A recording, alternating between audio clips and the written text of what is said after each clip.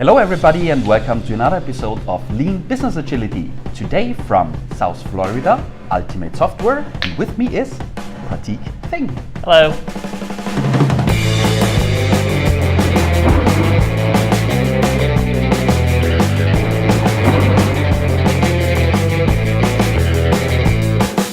Hi Prateek. Hi Klaus. Cool, thanks for having some time for me. Today we want to talk about continuous forecasting. Yep. Sounds completely awesome. But before we start with the topic, who are you? I'm Prateek Singh. I'm an Agile coach here at Ultimate Software. Ultimate Software is a company based out of South Florida. We do HR and payroll software. We've been in the Agile space for the past 15 years. So we've done quite a bit with Lean and Agile over that time, and I'm one of the folks responsible for moving that forward. Perfect, cool. Continuous forecasting is the topic, and it's not a coincidence that we are standing right in front of this screen here, right? Yes, absolutely. So that's the continuous forecast. What can we see here?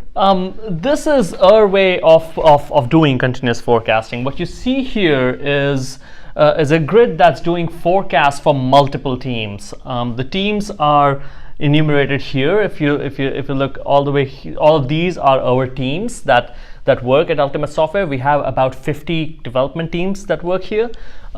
This second column is the releases that they're working on, when the date is for that release to be packaged, the number of stories left to be done in that release, their likelihood of completion, and how much confidence we have to the 85th% confidence level that they will be able to complete that release at what date, number of features remaining, and then finally projected stories, which is more in terms of if you have two releases going on one after the other and I'm at a later release, I just add the numbers for the previous release to it. Okay. The cool thing about this, beyond what's happening in the background, is that it runs every 15 minutes. When you say every 15 minutes, this means there are, stupid question I know, but there are project managers who come to the screen and update the screen all 15 minutes and ask their teams if they Are you done yet? Are you done yet? Yes, exactly. Are you done yet? No, not really. What we do is, because all of our work is tracked in Jira, every 15 minutes we go out to Jira, do a poll, pull back how many stories the team still has remaining, how much work they recently got done, and use that to run Monte Carlo simulations to then figure out, hey, what is their actual completion percentage? This happens every 15 minutes. There is no manual interaction. The team, the managers, the project managers, whenever they want to look at the update, this board is up to date. Usually they look at it probably once a day to see how their release is doing. As you can see, we have actually color coordinated this thing too. Yes.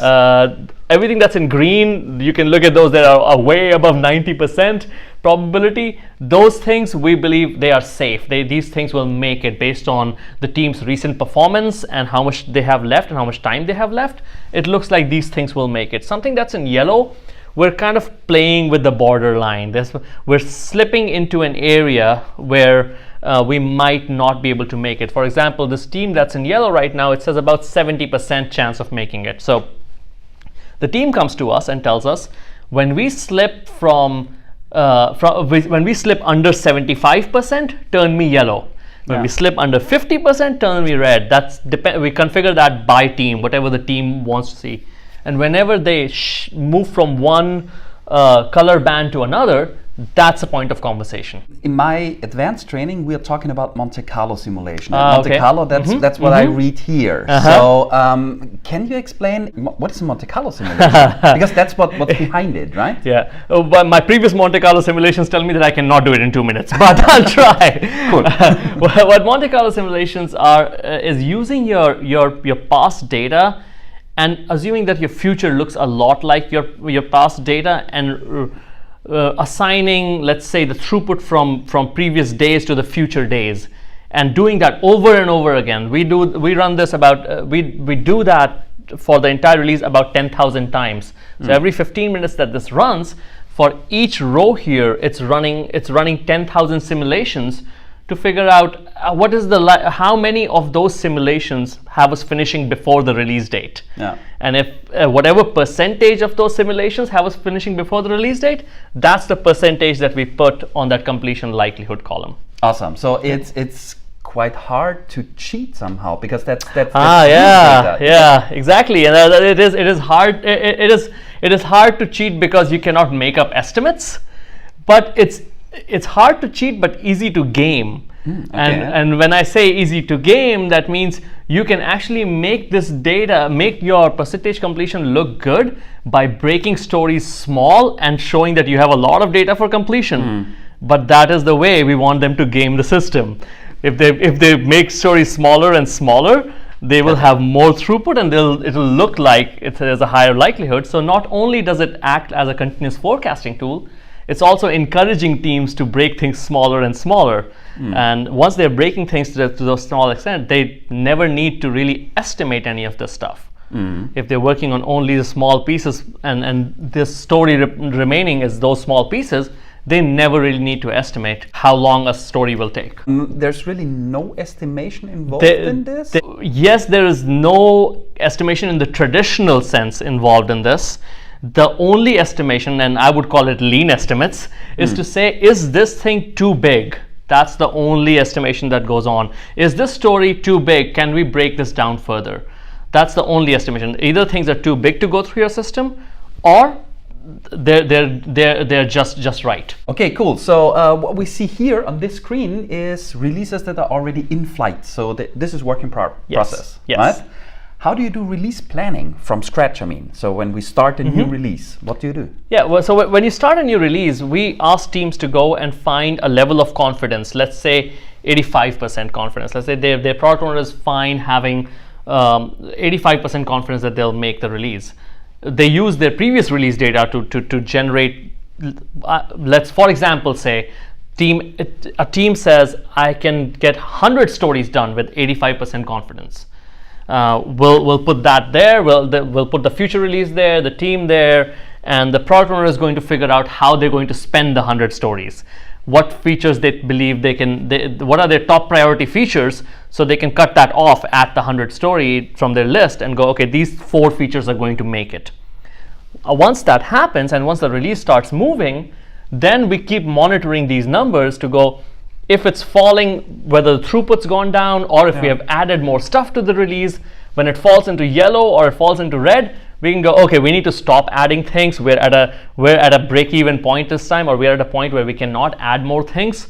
Maybe we need to remove a few things to go back into yellow or green. So not only do we do release planning up front with that forecasting, we keep doing continuous forecasting to do continuous release planning. Yeah. So that's how you would use this for if you're kickstarting a release and figuring out where to go with it. Makes sense. So forecasting is not a one-time thing you do, it's a continuous thing. That's why #continuous forecasting. What we see is an honest traffic light system for project releases. And what I see in reality is when we start a project or initiative, a new release, the traffic light is green. Although in the beginning it's the biggest uncertainty actually. We have no experience, no story was finished, nothing. But we start with green. This is not possible with this approach, right?